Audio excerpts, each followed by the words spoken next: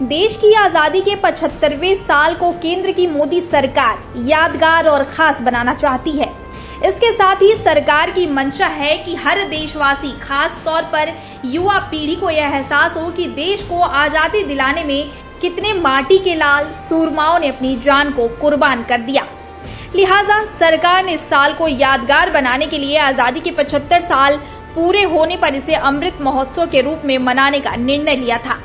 इसी क्रम में केंद्र सरकार की तरफ से 13 से 17 अगस्त तक हर घर तिरंगा अभियान के जरिए सभी घरों पर तिरंगा लगाने की अपील की है, जिसे सफल बनाने के लिए प्रशासनिक अधिकारियों के साथ ही सामाजिक और धार्मिक लोगों के अलावा संस्थाएं भी जुटी हुई हैं। मुरादाबाद में वरिष्ठ समाज सेविका व योग गुरु खुद सड़क पर उतरकर ऐसे लोगों के घरों व दुकानों पर जाकर मुफ्त में तिरंगा दे रही हैं जो लोग झंडा खरीदने में सक्षम नहीं है। वह अब तक 20,000 से अधिक झंडों का वितरण कर चुकी हैं। उनका कहना है कि झंडा हमारे देश की आन बान और शान है और हम सबका अभिमान है। उन्होंने कहा कि यह सभी लोग अपने अपने घरों और प्रतिष्ठानों पर बड़े ही अदबो एहतराम के साथ झंडा फहराएं।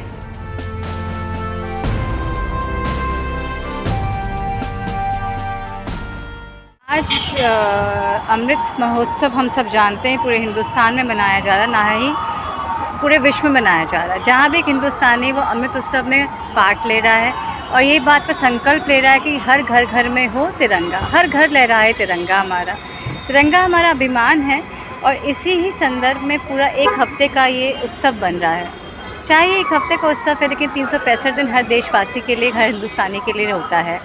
इसी ही संदर्भ में आज कई हज़ार तिरंगे आज रेलवे स्टेशन में भी है और सुबह के समय पर हम लोग ने बांटे हैं। मैंने उन लोगों को जो तिरंगा नहीं खरीद सकते हैं, वो लोग जो उनके अंदर देशभक्ति है, लेकिन वो सोचते हैं कि एक अगर सब्जी अगर हम बेचते हैं तो हमारा अपना हिसाब अपने दिन का लगाते हैं, उन लोगों को ये तिरंगे दिए गए और उनके अंदर जो उत्साह और जो सम्मान था वो मेरे दिल को छू गया।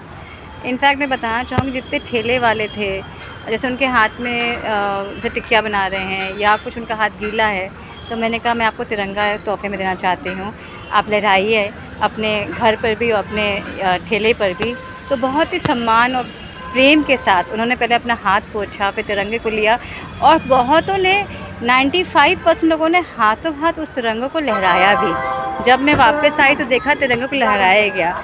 यहाँ तक कि मुसलमान भाइयों ने भी तिरंगे को बहुत सम्मान से स्वयं आए मेरे पास और उन्होंने भी तिरंगे को बहुत सम्मान के साथ लिया कि हाँ, हम अपने तिरंगे को अपने घर में लहराएंगे।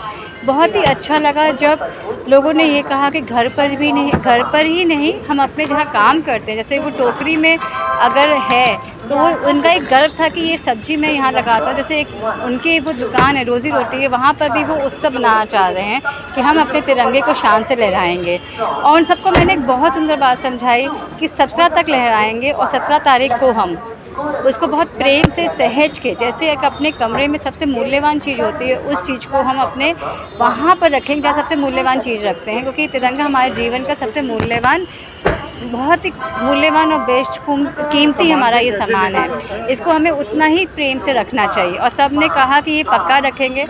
और सबसे आखिरी में छोटे छोटे बच्चे पतंग उड़ा रहे थे और उनका बहुत मन कर रहा था, लेकिन हिम्मत नहीं कर पा रहे थे आने आगे की। तो उन्होंने मेरे पास आए और उन्होंने कहा, मैंने उनसे कहा लोगो क्या? कहते हैं हाँ हमें चाहिए दीदी, तो मैं ले लो, लेकिन गिराना बिल्कुल नहीं, तुम लोग पतंग खेल रहे हो। कहते हैं अरे ये तो मेरा शान है, मेरा अभिमान है, इसको कभी गिरने नहीं देंगे, चाहे हम खुद गिर जाएं। ये बात उस बच्चे की मुझे बहुत ही दिल को छुई कि कितने प्रेम और स्नेह से उस बच्चे ने ये बात को अपने दिल से निकाला है। और यही अभिमान जो एक छोटे से बच्चे के अंदर है, यही अभिमान हम सब देशवासियों में है।